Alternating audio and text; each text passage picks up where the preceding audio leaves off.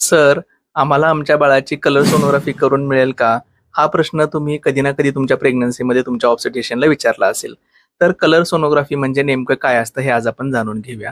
तर colour sonography हा फार मिसनोमर आहे. ॲक्चुअली कलर सोनोग्राफी म्हणजे काय बाळाचं कलरफुल पिक्चर असा त्याचा अर्थ नसतो.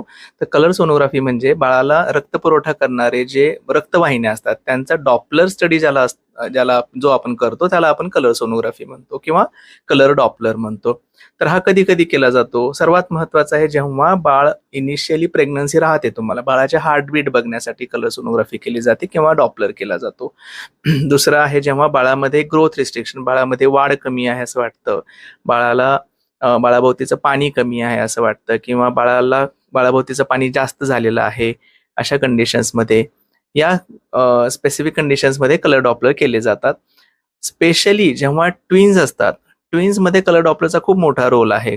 Twin to twin transfusion syndrome तुम्हाला माहिती असेल, की काही ट्विन्समध्ये एक बाळ मोठं, एक छोटं असतं.